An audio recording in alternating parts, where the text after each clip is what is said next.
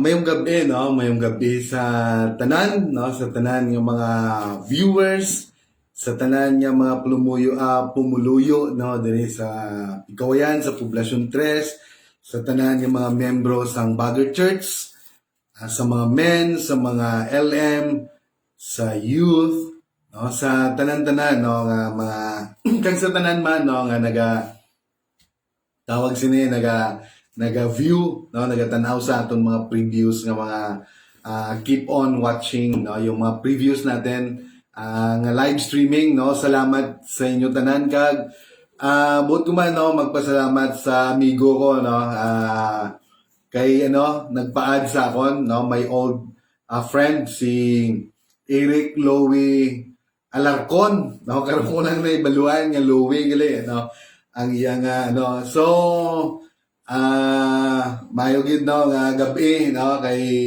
sa akong amigo da. So siguro I think sa Davao siya karon, no, nag-star kag sa tanan man yung mga amigo ko da, no, mga kaupod ko da sa una nga standby dira sa Poblasyon 3, no, sa Garcia Street, formerly Quirino, no, Street, sa mga Alarcon family da, sa Kabangal family, Dimson family, Istares, no, sino pa na dira, no, damo pa na dira, Paz, Duruelo, Gabirtan, no, Romasanta, Fahit, Uliesa, Bueno, Banilaw, Ilago, no, kay Buboy nga Ilago, Smigo tada, Palmares, Gomez, Hunsay, Taytay, Diamante, no, sa Ichivari family, Liera, Panada, Alcanzaren, Villanueva, no, family, dira sa Poblasyon 3, no, kag dira naman sa Pagarion, Rujero, Kababasay, kumusta ka mo tanda, Mones, kay Father Jojo Mones, Garcia family, so madamo na dira, no, Biko, sa tanan-tanan, no, dira mga kaupod ko da sa una da, no, mga sa mga way back, no, siguro mga 20 years ago or 15 years ago na or 16. Kag diri man sa Poblasyon 3, no, Poblasyon 2, no, kumusta man dira, no, mga paryente dira, Danoy, Nicor, Villegas, Balufeños, Baliano, damo pa, no, nagsatanan ng mga kaparentihan man sa akon yung mga sa akon asawa, no, Gonzaga,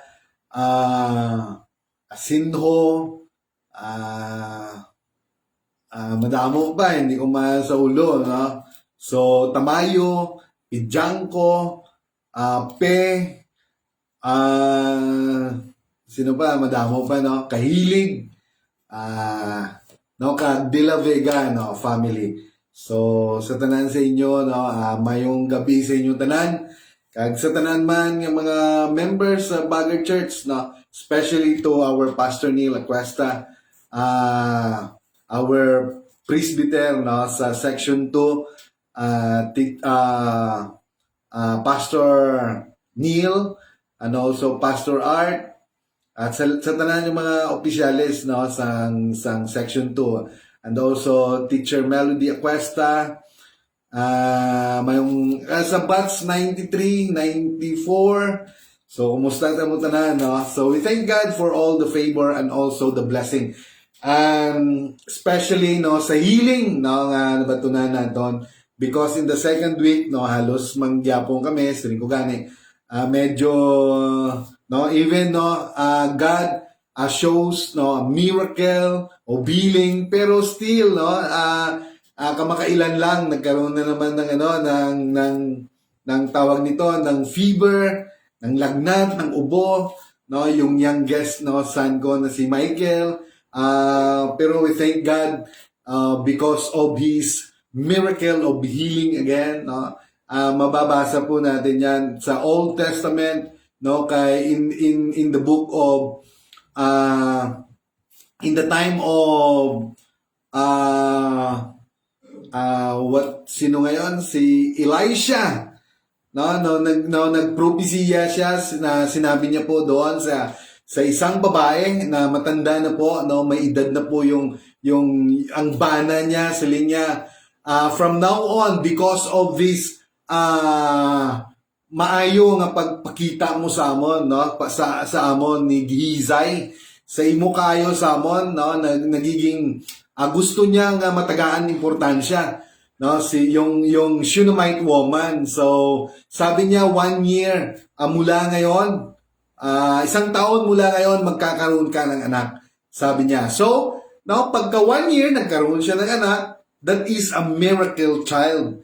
Nung magka 12 years old na yung bata, nag-upod siya sa kay tatay niya sa field, and then nagkakaroon ng heat stroke, namatay yung bata. So sometimes this miracle mawala, and then we need again a miracle. So ginawa ni Elisha, tinawag siya ng Shunammite woman, and then doon po sa room, sa attic ata yun doon po dinapaan niya yung bata, yung bangkay ng bata, yung katawan ng bata, dinapaan niya po eyes to eyes, nose to nose, mouth to mouth, hand to hand, hanggang he prayed, hanggang yung katawan po ng bata grow warm, and then he stand again and cross yung kwarto once, and then dinapaan niya naman uli, at then nag-pray na naman siya uli, and then yung bata nag-sneeze 7 times at nabuhay yung bata, yung patay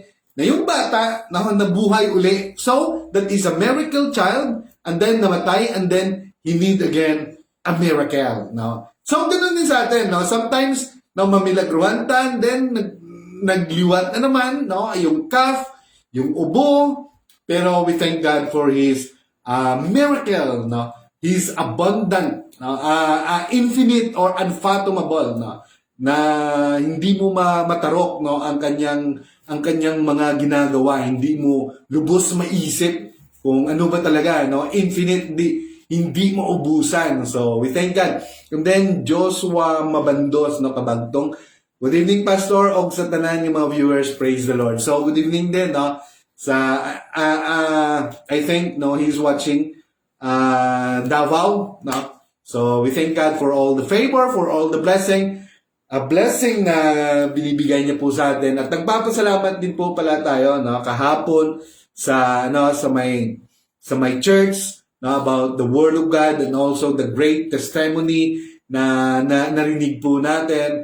So sobra-sobra pong panalangin, at also doon naman talaga yung yung saya doon sa the great work and wonders of our Lord Jesus Christ, na every time mawala tayo, sometimes ako sometimes maisip natin na bakit ganito, sometimes hindi natin lubos maisip kung ano yung mga nanghihina tayo, nawawala tayo, or sometimes marami tayong iniisip na hindi maganda, pero sometimes God, ginagawa ng Diyos para magkakaroon tayo ng faith, unshakable faith, or sometimes God testing us, tinetesting yung ating faith, para mawala lahat ng takot, faith na lang may iwan. So thank you po sa mga nag-review, and for this time I'm gonna read to you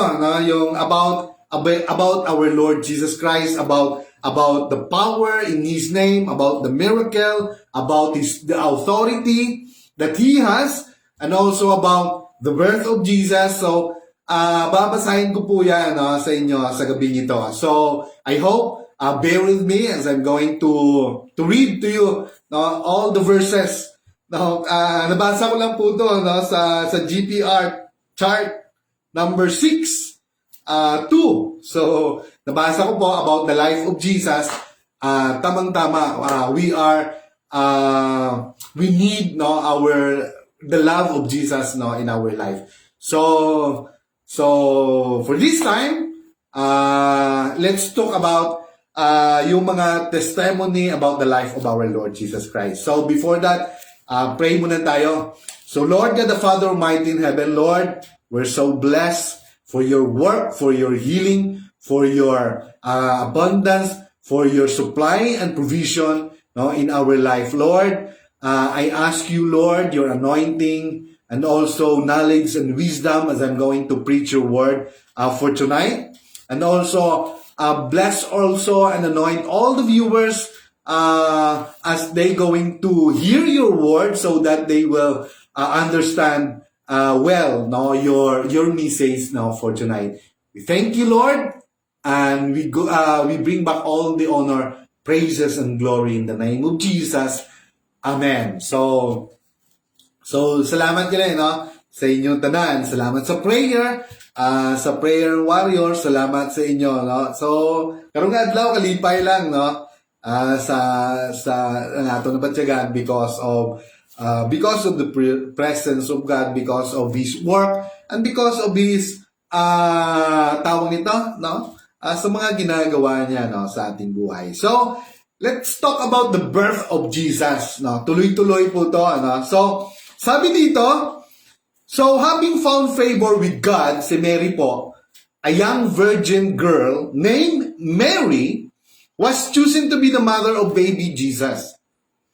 So in Luke chapter 1, verse 31 to 35, and behold, you will conceive in your womb and bring forth a son, and shall call him name Jesus. He will be great and will be called the Son of the Highest. And the Lord God will give him the throne of his father David, and he will reign over the house of Jacob forever, and of his kingdom there will be no end. So walang katapusan, no, ang kanyang kaharian. Then Mary said to the angel, how can this be? Paano mangyayari ito? Since I do not know a man. Amen. Then Mary said to the angel, and the angel answered and said to her, the Holy Spirit will come upon you, and the power of the highest will overshadow. Therefore, also, that the Holy One who is to be born will be called the Son of God. So, lahat po yan may meaning, yung Son of God, no? Amen. So, tatalakayin po natin yan. Matthew chapter 1, verse 20 to 23. But while he thought about these things, behold, an angel of the Lord appeared to him in a dream. So, it is about, it's talking about Joseph, saying, Joseph, son of David, do not be afraid to take you Mary, your wife, for that which is conceived in her is of the Holy Spirit. And she will bring forth a son, and you shall call him name Jesus. Amen. For he will save his people from their sins. So all this was done that it might be fulfilled, which was spoken by the Lord through the prophet, saying, behold, the virgin shall be with child and bear a son, and they shall call his name Emmanuel, which is translated God with us. Kaya nga, ang ating Panginoon, 2,000 years ago nangyari po to, pero until now, God is with us. Amen. So in Hebrew name, Jesus means Jehovah. It means salvation. So in the name of Jesus, now it is about salvation. Amen. That He will save His people now sa ating mga kasalanan. Amen. Jesus also referred to us, God with us, or the Son of God. The term Son of God does not mean that there is another God. This would contradict what God, now Jehovah, has been telling Israel in the Old Testament about one God. At mababasa po natin yan in Deuteronomy chapter 6 verse 4. And then Isaiah 44 verse 6. So the term Son of God refers to the physical body of God in flesh. So the Bible never uses the term God the Son. Amen. But rather, Son of God. This is because the essence of God has never been human flesh, but rather spirit. So we can read it in John chapter 4 verse 24. So in the New Testament, God manifested Himself in the flesh through the person of Jesus Christ. So God is a spirit, so He manifested Himself our God in the flesh through the person of Jesus Christ. So we can read it in in the book of John, in Isaiah chapter 9 verse 6. No, gipropesya na po, no? For unto us a child is born, unto us a son is given, and the government will be upon his shoulder, and his name will be called Wonderful, Counselor, Mighty God, Everlasting Father, and Prince of Peace. So, in Isaiah, it's talking about Jesus Christ. In 2nd and 1 Timothy chapter 3 verse 16, and without controversy, great is the mystery of godliness. God was manifested in the flesh, justified in the spirit, saved by the angels, preached among the Gentiles, believed on in the world, received up in glory.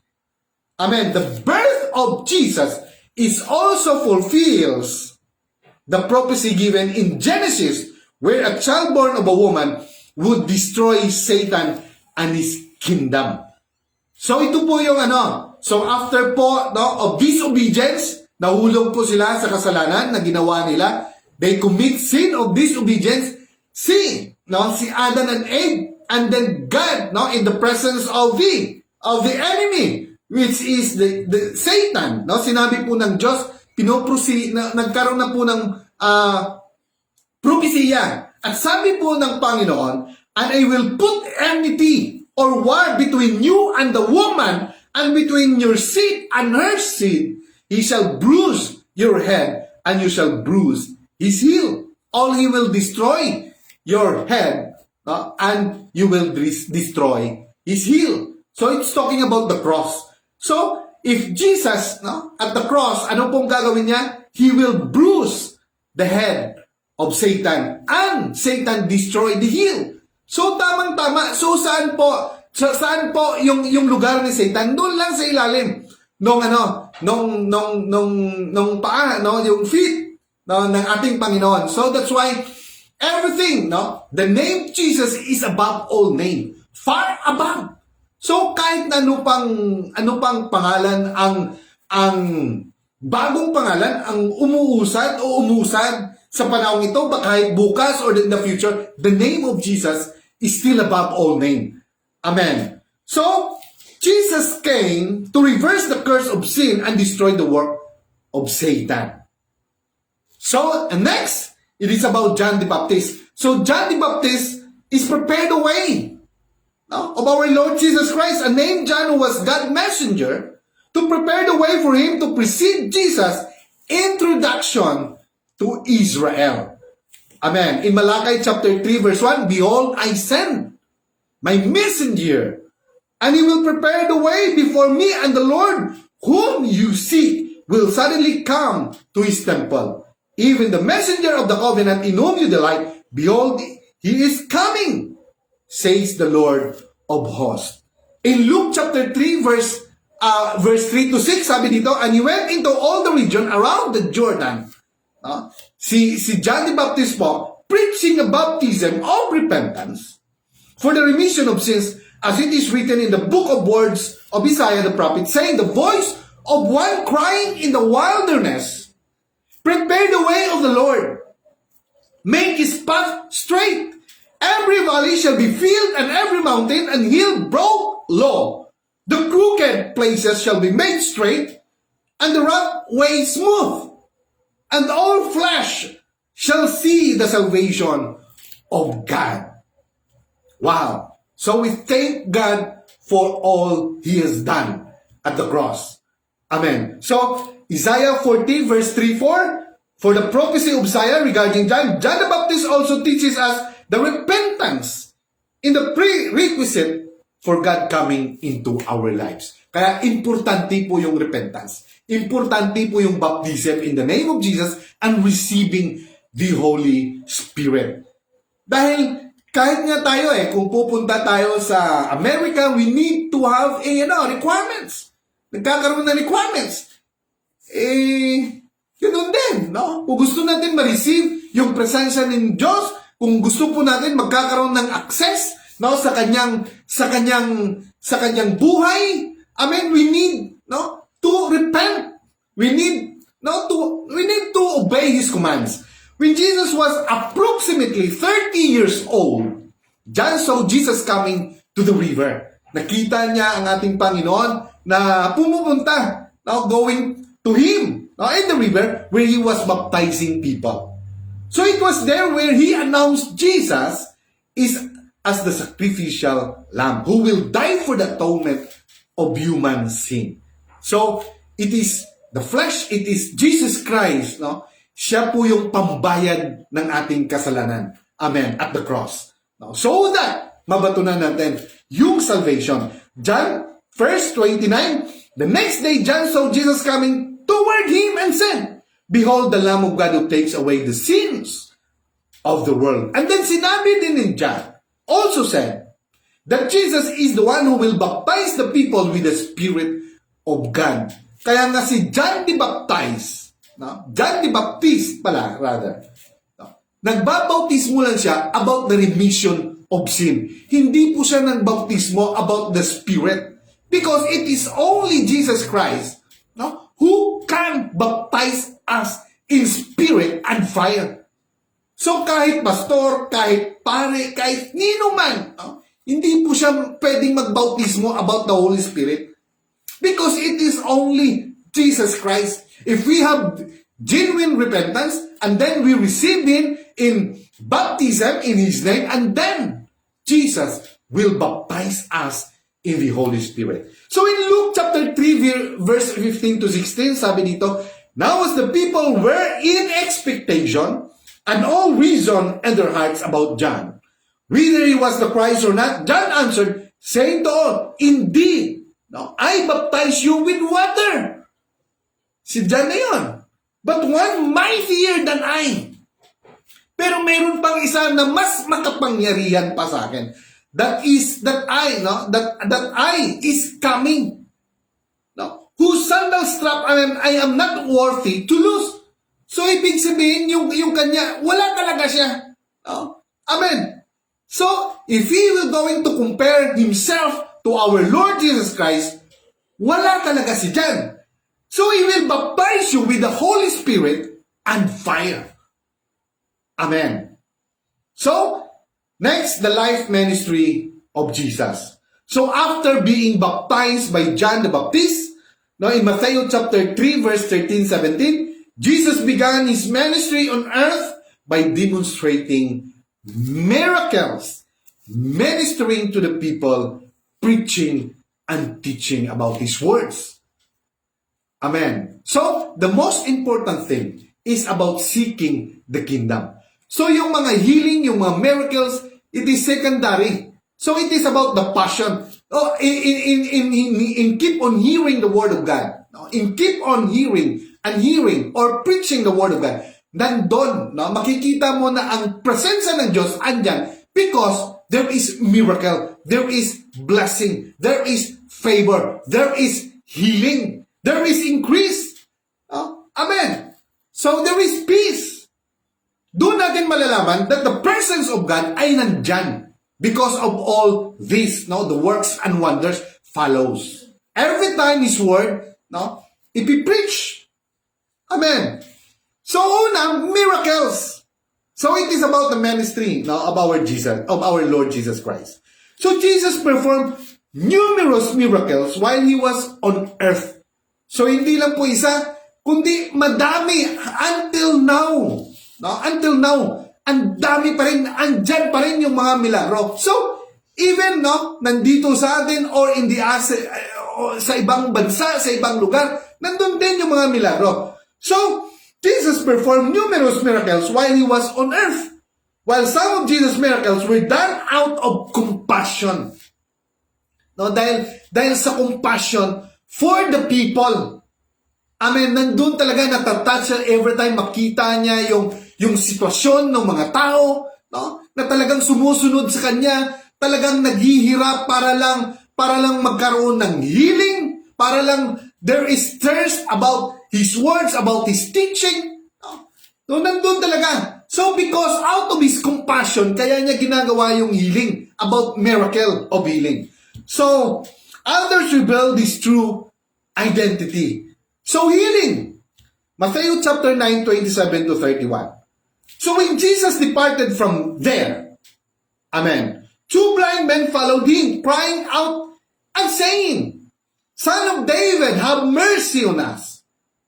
And when he had come into the house, the blind men came to him, and Jesus said to them, Do you believe that I am able to do this? So naniniwala ba kayo na kaya kong gawin to? No? Amen. They said to him, Yes. No? Ganun lang kasimple, yes. Amen. Amen, yes, Lord. Then he touched their eyes, saying, According to your faith, let it be to you. Wow. Amen. And their eyes were open. So, it is about our faith. No, because sabi niya nga, it is according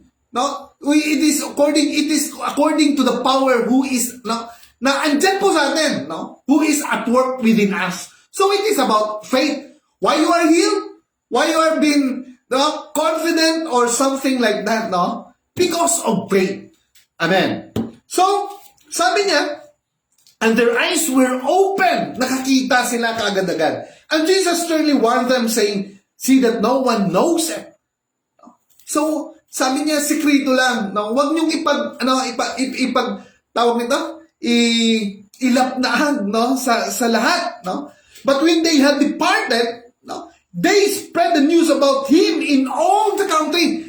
Hindi lang po doon na lugar, hindi lang po kundi doon lang po sila, no? O sa komunidad na yon, but even to the whole country.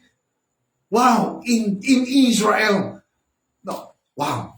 Kaya nga if there is a healing, there is talagang nag-spread out yung great testimony ng mga ginagawa ng Diyos sa atin. No? That's why kahapon, it is a great testimony na narinig po natin. Amen. Kakaiba. It is about the works and wonders. So raising the dead, hindi lang po about healing, but even 4 days na si Lazaro in the tomb or in the cave, na namatay na po, wala na pong buhay, wala na pong pag-asa, pero still nabuhay uli. So that is, yun po ang ministry ng ating Panginoon. So in John chapter 11 verse 43 to 45, now when he had said these things, he cried with a loud voice, Lazarus, come forth. So a very short prayer lang. And he who had died came out bound hand and foot with grave cloth, and his face was wrapped with a cloth. Jesus said to them, Loose him and let him go. Then many of the Jews who had come to Mary and had seen the things Jesus did believed in him. Wow! Kaya nga, according to his words, walang imposible sa ating Panginoon. Pag nagkakaroon ka pag mayroon kang pananampalataya and then you believe na talagang mangyayari sa buhay mo, mangyayari. No? Amen. Kaya nga, kanina, I keep on, na mga send ko po, na happy lang, no?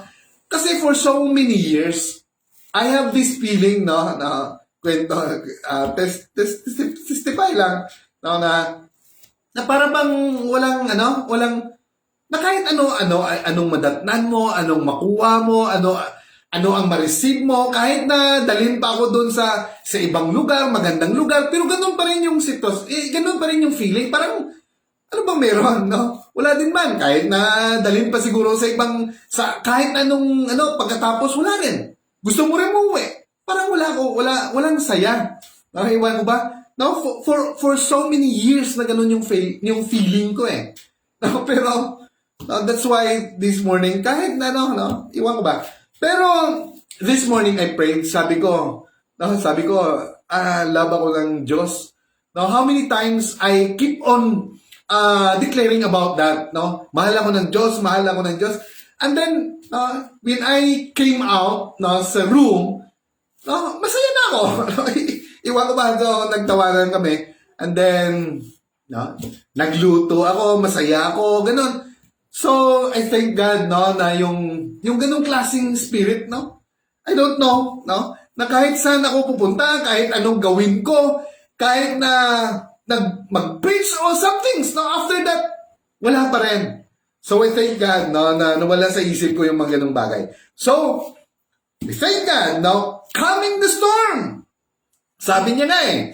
So, sabi niya, calming the storm, Mark 4:35-41. Hindi lang po, no, in times of trouble, in times of distress, in times of great problems, no, ano pa, no, sobra-sobrang mga problema, no, sa buhay natin, no, talagang minamagnify natin lahat ng mga, just like this variant, no, COVID-19, talagang minamagnify, something like that, parang ano na. So, why don't we magnify the name of our Lord Jesus Christ? Now, His presence into our life. Why would we now magnify about His works and wonders? No, na talagang ganun eh. No? Mas nakikita pa natin yung mga malalaking bagay. Just like in King David, talagang hindi niya minamagnify, hindi niya nga sinabi na sino ba tong champion na to? Pero yung mga ibang sundalo at nakapaligid doon in the story of David, they keep on, no? Telling about the champion in the name of Goliath. Na he is a champion, siya ay pinanganak, no, na naging highly trained for this. Pero King David, don't ever mention about that. Now, or magnifying about that Palestine. Now, yung sinasabi ni King David, sino ba ning uncircumcised na Pilistino no? Na talagang hinahamon niya, no, ang Diyos ng Israel. That's why when King David run to the battle line and then he faced Goliath, then anong ginawa niya? He declared the name of our Lord Jesus Christ, of our God, the Lord of hosts of Israel. That's why, hindi niya minamagnify, and then, kaya nga, He knows kung sino ang nandyan sa Kanya. He knows kung ano kalaki yung Diyos na gumagabay sa Kanya. Amen. So, ganun din in our time. So, sometimes, minamagnify natin na andyan na naman, may bago na namang pangalan. Sabi nga because Jesus Christ is the name above all name. Amen. Sometimes maghihina tayo because we receive miracle, another naman, meron na naman. Pero we thank God for His promise into our life that whoever believe in Him ay magkakaroon talaga ng healing, magkakaroon talaga ng miracle, and nothing impossible. Walang imposible sa Diyos. So in times of trouble, sabi niya, on the same day when evening had come, He said to them, let us cross over to the other side. Now when they had left the multitude, they took Him along in a boat as He was. And other little boats were also with them, and a great windstorm arose. And the waves beat into the boat so that it was already filling. Talagang hinahampas sila ng balon. At saka yung boat na sinasakyan nila, ay halos mapupuno na ng tubig, ginasudlan na ng tubig. Takot na takot sila because of the sa balon, sa hangin. Amen. But He was in the stern, sleep on a pillow. So nandun lang ang ating Panginoon, natutulog lang in times of storms, of trouble. And they awoke Him and said to Him, Teacher, do you not care that we are perishing? Hindi ka ba, okay lang ba sa'yo na parang malulubog na tayo? Amen. Sabi niya, then He arose and rebuked the wind. Ganun lang. So, nagtindog ang atong Ginoo, kaya rebuke niya lang ang wind. And then He said, and cease, sabi niya, He rebuked the wind and said to the sea, peace be still. And the wind ceased, and there was a great calm. Wow! So in the presence of our Lord Jesus Christ, if we believe and magnify His name, lahat nagkakaroon ng kalmado, nagkaroon ng peaceful. Amen. Just like yung kanilang sitwasyon na kanilang na-experience in this time. So ano magagawa mo? Nandun ka sa tubig. Nandun ka sa dagat. And hindi lang yan. Grabe yung hampas ng tubig. So wala kang magagawa. So in times of trouble, just like this, ano magagawa natin? So sometimes no? We are in a hurry. No? Sometimes nga kung nagkakaroon tayo ng karamdaman, gusto natin kaagad-agad. Pero we need to believe and we need to invest. No? Pag-abot sa panahon, may haratang withdrawn, no? Sabi nga nila. So in times of trouble, no? So hindi tayo nag-aalangan. Amen. Kung nagkakaroon tayo, may karoon tayo ng connection, no, to our Lord Jesus Christ. So, but He said to them, why are you so fearful? Bakit ba kayo takot na takot? How is that you have no faith? Faith. Now, how is that you have no faith? And they feared exceedingly. Talagang mas lalong natakot sila dahil sa nakita nila and said to one another, who can this be that even the wind and the sea obeyed Him? So according to His words, lahat po sumusunod. Wow! And we know and we believe that this world was being formed according to His word. So, void po, no? Walang forma ang mundong ito. But He only formed this according to His word. Amen. So, bilang yan. No? In miracles, nandun din yung casting out evil spirits. In Luke chapter 4, verse 33 to 37, ito po yung mga magagawa ng ating Panginoon. Sabi niya, now in synagogue, there was a man who had the spirit of an unclean demon. And he cried out with a loud voice saying, let us alone. What have we to do with you? So ano ba, no? Ano bang pakialam mo sa amin? Sabi niya, Jesus of Nazareth, did you come to destroy us? I know who you are, the Holy One of God. So alam nila, no? Na siya ang Panginoon. Even the evil knows, no, na siya ang Panginoon. But Jesus rebuked him saying, be quiet and come out of him, even the evil spirit. No, because of the authority.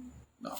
Pwede niyang manduan, niya hipos, and come out of him. And when the demon had thrown him in their midst, it came out of him and did not hurt him. So, lumabas lang sila doon sa may katawan ng isang bata, no, ng isang lalaki, ng binatilyo, na hindi man lang siya na ano. Then they were all amazed and spoke among themselves saying, what a word this is. Wow! Ang lahat po ng mga tao na nakapalibot doon at nakakita, they were astonished or amazed about the words na mga nakita, narinig nila, no, sa ating Panginoon. So, for with authority and power, He commanded the unclean spirit, even the unclean spirit, and they come out. And the report about Him went out into every place in the surrounding region. Kaya yung ginawa niya, no, doon pa lang siya nakapatong sa lugar na yon. Pero, because of His works and wonders, they were amazed. Ang balita, no, naglapta na. Wala pa siya, naglapta na. Amo na nga, grabe sa kasikat sa unang panahon. No? That's why, the people, no, lahat ng mga tao, they were thirst and hunger, no, about His teaching, about His words, and about His, no, healing, no, about, no, yun naman ang compassion eh. No, doon naman makita yung compassion eh. Yung talagang, basta no. Amen. So we thank God, no, for all, sa lahat po ng mga ginagawa niya sa ating buhay. So sana tayo, so rebuke, be quiet, and come out of him, and when the demon had thrown him in the midst, so it came out of him and did not hurt him. So this portion of Jesus' ministry is unique. Because none of the Old Testament men of God ever possessed authority over demons. Jesus cast them out with only His words. According to His words, nawawala po sila. No? He cast out demons according to His words. At unique po siya dahil in the Old Testament, wala po tayong mababasa dyan ng mga servant ng ating Panginoon na nagka-cast out ng demon, nagpapalayas ng mga demonyo, ng mga unclean spirit only in the New Testament. So that's why sabi niya, all authority is given to me. Heaven and earth. That's why we need to use the name of Jesus with authority, power, because there is power in His name. There is healing in His name. There is now everything you ask. No? Amen. Kung naka-inline po tayo, no, in His presence. Amen. So, tuloy tayo. Multiplying food to feed the thousands, many thousands. Hindi lang po healing, hindi lang po calming the storm, hindi lang po casting out evil spirits, but even increase. Multiplication, hindi po addition. No? Multiplication, increase. No? Miracles. No? In every day of our life, lahat po ng mga pagkain natin, lahat po yan, lahat. Amen. So tuloy tayo. In Matthew 14, verse 15 to 21, when it was evening, His disciples came to Him saying, "This is a deserted place, and the hour is already late." No? Magtakip silim na. Send the multitudes away that they may go into the villages and buy themselves food. So they are worried. Dahil gutom yung mga tao eh. At medyo malayo sila konti sa mga villages, no? sa mga bahay-bahay. No? Pero, no? Send the multitudes away that they may go into the villages and buy themselves food. But Jesus said to them, they do not need to go away. Hindi na nila kailangan pang lumakad. No? Hindi umalis. Amen. You give them something to eat. And they said to Him, we have here only 5 loaves and 2 fish. No? Meron lang kami dito, sabi nila, sabi ng mga disciple. Only 5 bread, 5 loaves of bread, and 2 fish. He said, bring them here to me. Then He commanded the multitudes to sit down on the grass. And He took the 5 loaves and the 2 fish. And looking up to heaven, He blessed and broke and gave the loaves to the disciples, and the disciples gave to the multitudes. So they all ate and were filled, and they took up 12 baskets full of the fragments that remained. Now those who had eaten were about 5,000. Wow! Now because of 5 bread of loaves, and then 2 fish, 5,000 na pagkain nun. Maliban pa sa mga babae, baka sobra pa 5,000 yung mga babae, and then yung mga bata. So it is around siguro more than 10,000 or 11 or 12. Wow!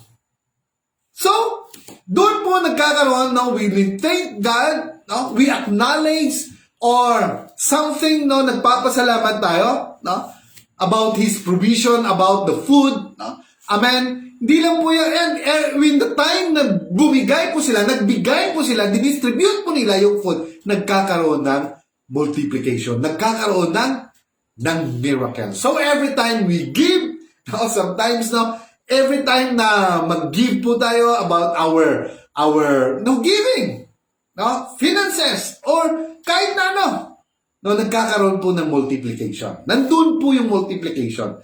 So, di lang po yan. Jesus still demonstrates His power through miracles today. Kaya hanggang ngayon, andyan pa rin yung kanyang mga milagro.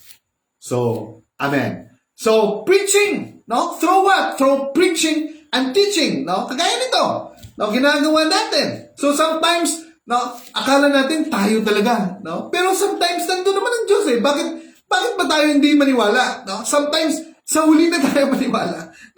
Pero He keep on reminding us about His teaching, about His words, that He can.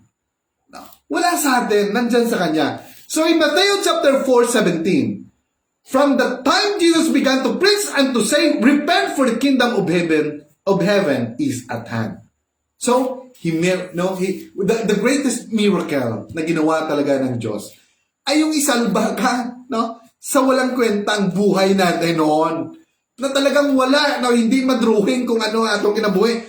But still, because of His love, because of His great mercy, hinango niya po tayo. He redeemed us sa sinanga sitwasyon, and daging bihisan niya kita sa kaayo of His righteousness. So in Matthew chapter 7, 28 to 29, and so it was when Jesus had ended these sayings that the people were astonished at his teaching, for he taught them as one having authority and not as the scribes. So in Matthew chapter 13 verse 10 to 11, and the disciples said to him, "Why do you speak to them in parables?" Bakit ka nagsasalita about sa mga parabola? Amen. He answered and said to them, "Because it has been given to you know the mysteries of the kingdom of heaven, but to them it has not been given." So para po sana itong parable na to. It is for the people who believe. Dahil yung mga parabola, marami po itong treasure, precious, na mga treasure, na something ngayon, iba yung maiisip mo ng mga wisdom about this parable, no, in the next day, iba na naman. No, because Jesus Christ, ginawa niya to so that nagkakaroon ka ng hunger, thirst about His words. Pero sa iba, tinago niya sa mga hindi naniniwala. So then sabi niya, what are parables and why did Jesus teach in parables? So a parable is a short story, amen, with a hidden secret meaning. Jesus constantly used parables to illustrate abstract ideas and concepts. He used everyday objects such as fish, seed, lamb, soil, marami pang iba, fig tree, ginagawa niya yan, gina-illustrate niya yan, or example, para and connect this object to unfamiliar spiritual concept. Kino-connect niya about the kingdom. Jesus wanted the very complicated things about the kingdom of God to be understood para madaling malaman ng tao. Para madaling malaman natin. Amen. So Jesus wanted the very complicated things about the kingdom of God to be understood. So He simplified spiritual concept into familiar illustration to make it easy for the people who wanted to learn. Wow, Jesus taught in parables to reveal the treasure. Para ma-reveal yung treasure na yon. Amen. Kaya nga maraming treasure dito sa Word of God. Hindi lang mga promises, hindi lang healing, hindi lang works and wonders. Basta ang dami. Ang dami. Na-i-inspired ka through the Holy Spirit. He will reveal to you the truth about Jesus Christ. Amen. Na magkakaroon ka ng magkakaroon ka ng connection, which is the very most important thing. So Jesus taught in parables to reveal the treasure of truth to hungry people. To hungry people. Now, while hiding it from those who were not interested. So, pero sa mga hindi interesado, so, wala siyang magawa. That's why, for God so loved the world that He gave His only begotten Son. No? For whoever believe will not perish but have an everlasting life. To those who believe. Kaya nga in the pool of Bethesda, mayroon doon, many nandoon na may mga sakit. Pero hindi lahat doon, pumunta po doon si Jesus Christ and then sinabi niya sa isang lalaking half ang kanyang paralisado. Pero ang dami doon sa kanila, pero siya lang yung pinagaling ng Diyos. Kaya nga hindi lahat naman pinagaling ng Diyos. Wow. If you read the Bible, yun lang talaga, na magkakaroon sila ng compassion to those people, na talagang nagkakaroon ng love, nagkakaroon ng connection, na talagang they are thirsty and hungry and asking for mercy. Amen. So, tuloy tayo. So, Mateo, kaya nga, wala rin, hindi rin interesado ang Diyos kung hindi ka rin naman interesado. Pero kung interesado ka, so, na talagang, He will reveal to you the truth. about this life. So in Matthew 13, verse 12 to 16, for whoever has, to him more will be given, and he will have abundance. Amen. But whoever does not have, even what he has will be taken away from him. Sabi niya, kung meron ka, dapat you have to use it to be an asset now for His kingdom. Kasi kung hindi, kahit meron ka, no, kukunin pa. No? Amen. Therefore, I speak to them in parables, because seeing they do not see, and hearing they do not hear, nor do they understand. And in them the prophecy of Isaiah is fulfilled, which says, hearing you will hear, and shall not understand, and seeing you will see, and not perceive. For the hearts of these people had grown dull. Their ears are hard of hearing, and their eyes they have closed, lest they should see with their eyes, and hear with their ears, lest they should understand with their hearts, and turn, so that I should heal them. But blessed are your eyes, for they see, and your ears, for they hear. Kaya pasalamat tayo. So, bulahan ang mga tao na nakitaan mo ang kaayos ng Ginoo. No? Kag narinig mo, no? No? Talagang binibigyan mo ng importansya yung kanyang words. Amen. Dahil may mga tao na talagang how many times the Word of God, no, na parang wala na. Amen. But in times of trouble, no, amen, kailangan din pala nila. So making disciples, yun pa rin ang gagawin ng Diyos. Although a crowd followed Jesus for His miracles and provision, hindi po lahat nagpa-follow doon because gusto na nila yung miracles, yung makakain, provision. Jesus did not commit Himself to them. Amen. So hindi po sa lahat ng tao nag-commit ang Diyos sa kanila nandun. He chose to dedicate most of His ministry on earth to investing in disciple. Kaya sabi niya nga, disciple them. Amen. And baptize them in my name, Jesus Christ. Kaya kailangan talaga yung teaching about the doctrine, about the preaching of the Word of God, because you will not follow Jesus kung hindi ka naman namumuo yung faith through hearing the Word of God. So in Matthew chapter 4:19, then He said to them, follow me, and I will make you fishers of men. So, di lang yung mga pastor o minister or mga faithful, lahat po tayo, God wanted us to be His disciple. Amen. Because mahirap na yung buhay. Kung wala ka pang Diyos, mas lalong mahirap. Amen. So who are disciples? So disciples are those who actively demonstrate a commitment to follow Jesus. Learning of Him. A true disciple is one who actively hears and obeys the teaching of Jesus. Making disciples here became the commission of Jesus gave to the church. Kaya nga sabi niya in Matthew 16:24, then Jesus said to His disciples, if anyone desire, talagang may desire, to come after me, let him deny himself and take up his cross and follow me. No? Kaya nga mahirap maging no, yung mga no? Siyempre ang hirap, you need to have na talagang committed ka talaga. Amen. So, let him deny himself and take up his cross and follow me. Wow. In John 8:31-32, then Jesus said to those Jews who believe Him, if you abide in my word, you are my disciples. Indeed.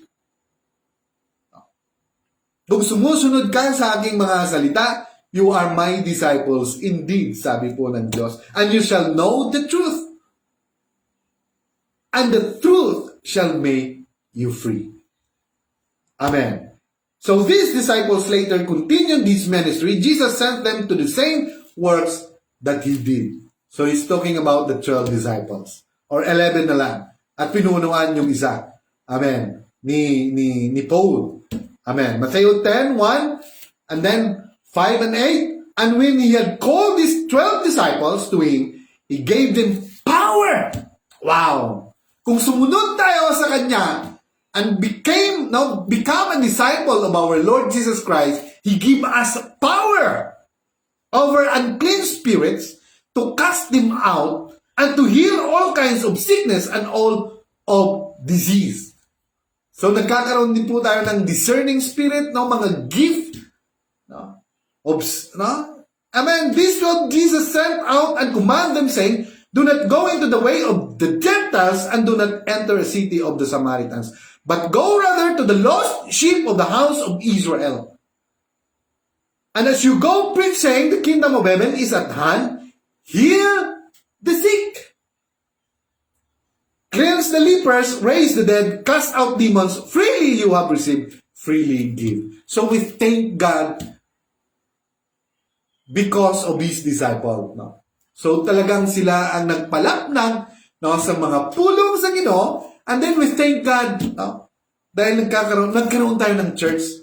No, hindi lang nagkaroon ng church na may church diyan para punta lang tayo every Sunday, no, para mamati sa pulong sa Ginoo. But we thank God because, no, sa church po, no, napaka-simple lang po, no, na yung mga great testimony about provision, about healing, no, sa mga sickness, disease, or miracle, or answered prayer, no, ano pa ba? Ang dami! No, we thank God, no. Yun naman ang sign, na nandun siya because of all those great works na naririnig natin, no, sa ating mga kaupod, no, sa simbahan. So Jesus still looking for disciples today. So He keep on looking sa mga talagang nagdi-desire, no, to be part of His to be part of the church of His kingdom. Amen. Jesus still looking for disciples today. Who does the Bible say Jesus is? The Messiah, the Son of God. Amen. So yun po, yun po ang ating yun po ang ating word of God, no, for this evening. And we thank God for all the favor, for all the blessing. At ako, nagpapasalamat ako dahil sa matagal na panahon, no, na ewan ko ba, no, kahit na saan ako magpunta, no, talagang yung parang something, no, na parang hindi ka happy, no, sa buhay mo. But I thank God, no, kahit na matagal na, pero andun pa rin yung parang depressed ka, no. Amen. But I thank God, no, na parang nabuksan yung isip, parang nakawala, no, sa ganong klaseng spirito. Amen. Ewan ko ba, no? But we thank God because nothing is impossible, no, to our Lord Jesus Christ. So, kaya minsan pinipilit lang natin umiti, no? Nakikisabay, pero we thank God, no? We thank God, no, for His, He knows what is the best for us. So, we thank God for His unfathomable or infinite or something, yung kanyang yung walang katapusang pagmamahal. So, salamat po sa lahat, sa inyong pong lahat, sa lahat po ng mga amigo ko na, no, sa Poblacion 3, and also Teacher Melody Limbaga Cuesta, no, and also Pastor Neil, no, Cuesta. We thank God, no, na andyan sila, no, nakikinig, no, and also keep on telling us about the Word of God, no, about His goodness, no, and also as being a mentor, and also being a good friend, no, to us. So God bless po, no, sa inyong lahat, and keep on believing, keep on keep on praying, no, for healing, for His miracle, and keep on stay in His presence, no, every day in our life. So salamat po, no, sa inyong lahat, and God bless po pala, no, sa inyong lahat. So, I hope that you are in good condition. So, we thank God for all the viewers now for tonight. And salamat po sa inyong lahat. So, salamat po. So kita-kits po tayo. So, on Wednesday. So, and then salamat din ako. Nagpapasalamat din po ako sa aking mga anak, sa aking wife. Dahil, no, mataas po yung grade nila. So, we thank God, no. Nasa honors list sila. List, no, sa listahan. So, salamat. So, God bless everyone. Good evening po. And see you on Wednesday evening. So, thank you. And good evening po. Amen.